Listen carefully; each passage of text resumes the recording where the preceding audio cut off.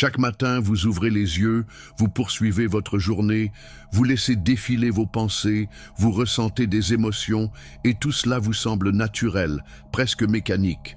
Mais avez-vous déjà pris le temps de vous arrêter et de vous poser cette question essentielle? Qui vit réellement cette expérience? Votre esprit est un flot incessant de pensées, de jugements, d'inquiétudes et d'interprétations. Mais si ces pensées surgissent d'elles-mêmes, qui est celui qui les écoute? Qui est cet observateur silencieux en vous, témoin de ce chaos mental, mais qui ne s'y confond pas? La plupart des gens traversent leur existence en prenant cette voie intérieure pour leur propre essence, sans jamais remettre en question son origine ni sa nature. Ils pensent être cette narration intérieure qui commande chaque instant de leur vie. Mais si vous prenez un instant pour observer cette voie, un phénomène troublant apparaît. Vous réalisez que vous n'êtes pas elle. Si vous étiez réellement celui qui pense, alors vous auriez un contrôle absolu sur vos pensées. Vous pourriez décider, à tout instant, d'arrêter le tumulte intérieur, d'effacer les peurs, d'éloigner les doutes. Mais ce n'est pas le cas, n'est-ce pas? Alors, qui est véritablement aux commandes? Cette interrogation marque souvent le début d'un profond éveil. Car dès que vous commencez à observer ce qui se passe en vous, un espace s'ouvre. Un espace où vous découvrez que vous êtes bien plus grand que votre mental. Ce moment, aussi subtil soit-il, peut bouleverser votre perception de l'existence. Il ne s'agit plus seulement de vivre, mais de comprendre qui vit réellement. Et c'est là que commence un voyage intérieur fascinant, celui de la redécouverte de votre véritable nature. Dès que l'on commence à observer son propre esprit, une prise de conscience troublante émerge. Sommes-nous réellement aux commandes de nos pensées ou sommes-nous simplement des spectateurs d'un processus automatique? La plupart des gens vivent avec l'illusion qu'ils contrôlent leur mental, qu'ils dirigent leurs pensées, qu'ils sont maîtres de leur monde intérieur. Pourtant, si tel était le cas, pourquoi l'esprit semble-t-il si souvent nous échapper? Pourquoi nous impose-t-il des pensées que nous ne voulons pas avoir, des peurs irrationnelles, des souvenirs douloureux ou des jugements incessants? Observez un instant votre propre expérience. Avez-vous déjà décidé consciemment de penser à telle ou telle chose, ou bien les pensées apparaissent-elles d'elles-mêmes, sans votre consentement, surgissant comme des vagues incontrôlables? Vous ne dites pas « Maintenant, je vais penser à cette situation du passé ». Non, cela se produit de manière spontanée. Certaines pensées reviennent comme un refrain obsédant, d'autres surgissent de nulle part, sans logique apparente. Alors, si vous n'êtes pas celui qui génère ces pensées, qui en est réellement à l'origine de tout cela, ce constat soulève une question fondamentale. Si vous étiez réellement celui qui contrôle, pourquoi ne pourriez-vous pas simplement décider d'être en paix à chaque instant? Pourquoi ne pourriez-vous pas choisir d'effacer instantanément toute inquiétude, toute angoisse, toute pensée parasite? La réponse est simple, parce que le vous auquel vous vous identifiez n'est pas celui qui pense, mais celui qui observe la pensée. Votre mental fonctionne comme une machine qui produit des pensées en continu. Mais ce flux de pensées n'est pas vous. Il ne fait que défiler, façonné par des conditionnements, des expériences passées, des schémas répétitifs. Pourtant, tant que vous vous identifiez à lui, vous restez prisonnier de ses tourments. Cette révélation peut être inconfortable au premier abord, mais elle est la clé d'une liberté immense. Elle marque le début d'un éveil profond, d'un détachement vis-à-vis du tumulte intérieur. Car comprendre que l'on n'est pas ses pensées, c'est commencer à s'en libérer. Mais si nos pensées surgissent d'elles-mêmes et ne définissent pas qui nous sommes, alors quelle est leur véritable nature? Sont-elles le reflet de la réalité ou simplement des illusions créées par l'esprit? Et surtout, comment cesse-t-elle de nous contrôler lorsque nous changeons notre rapport à elle? Explorons cela ensemble. Prêtez-moi attention, nous allons tout de suite décortiquer la véritable nature de vos pensées. Votre esprit est un narrateur inlassable, une voix intérieure qui commente, juge, anticipe et crée sans cesse des scénarios. Mais avez-vous déjà pris un instant pour questionner cette voix, pour chercher à savoir si ce qu'elle raconte est véritablement réel ou si ce ne sont que des projections mentales inutiles? Les pensées ne sont pas la réalité. Elles ne sont que des histoires que l'esprit construit, des récits qui influencent votre état émotionnel. Une simple pensée peut déclencher en vous de la peur, de la tristesse ou de l'anxiété, même en l'absence de danger réel. Vos réactions, un scénario mental peut vous faire anticiper le pire et vous pousser à réagir de manière excessive face à une situation qui ne le mérite pas vraiment. Votre perception de vous-même et du monde. Des idées répétées deviennent des croyances, façonnant votre identité et votre manière d'interagir avec la réalité. Prenons un instant pour expérimenter cela directement et de manière pratique. Imaginez que vous êtes assis tout seul, dans une pièce calme. Tout est paisible. L'instant est neutre, sans agitation. Mais soudain, une pensée surgit. Et si j'échouais? Rien objectivement n'a changé dans votre environnement. Pourtant, votre corps réagit instantanément. Votre cœur s'accélère, une tension s'installe dans votre poitrine, un malaise s'infiltre automatiquement dans votre esprit. Pourquoi cela? Parce que vous avez cru à cette pensée. Vous l'avez accueillie comme une vérité absolue et votre corps a réagi en conséquence. Mais si, au lieu de cela, vous la regardiez pour ce qu'elle est réellement? Si vous pouviez voir cette pensée comme un simple nuage passant dans le ciel, une vibration mentale sans substance réelle? Que se passerait-il si vous réalisiez qu'une pensée n'a de pouvoir que si vous lui en donnez? Voilà la clé d'une transformation intérieure profonde. Comprendre que les pensées ne sont que des phénomènes passagers, non des vérités incontournables. Elles apparaissent, flottent dans votre conscience, puis disparaissent, à moins que vous ne vous y attachiez, à moins que vous ne leur donniez une importance qu'elles n'ont pas. La véritable question est donc la suivante. Allez-vous continuer à laisser votre esprit vous dicter votre réalité? Ou allez-vous apprendre à observer ces pensées sans vous laisser submerger par elles?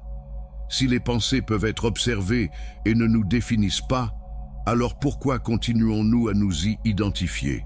Pourquoi nous laissons-nous encore piéger par leurs illusions? Pour répondre à cela, nous devons explorer un aspect fondamental du mental, son fonctionnement automatique et conditionné.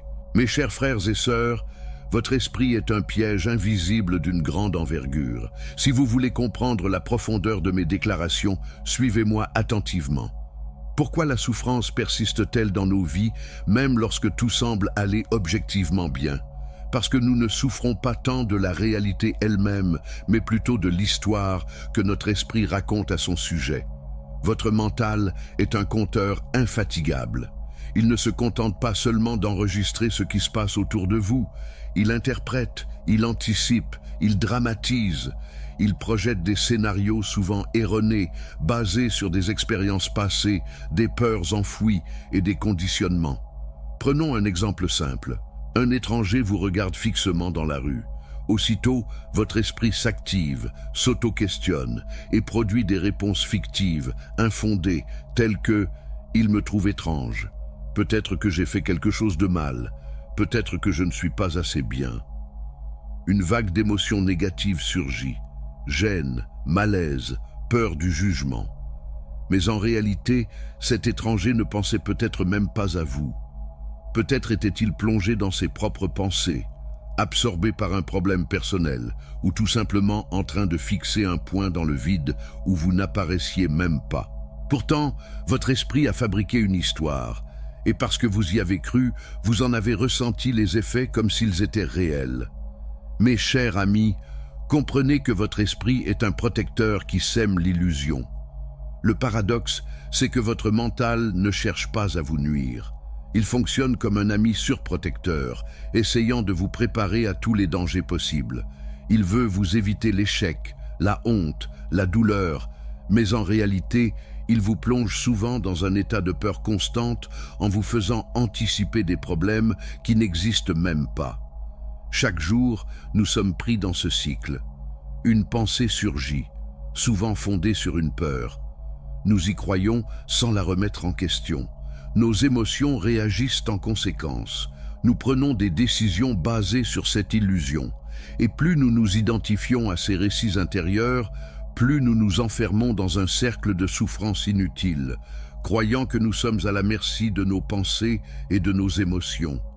Mais alors, comment briser ce puissant piège mental? Si notre esprit est une machine à générer des pensées et des illusions, alors quel est notre véritable rôle dans tout cela? Sommes-nous condamnés à être prisonniers de ce flot incessant? Ou bien existe-t-il une voie pour transcender ce jeu mental et retrouver une véritable liberté intérieure? La réponse réside dans une prise de conscience profonde. Vous n'êtes pas vos pensées, vous êtes celui qui les observe.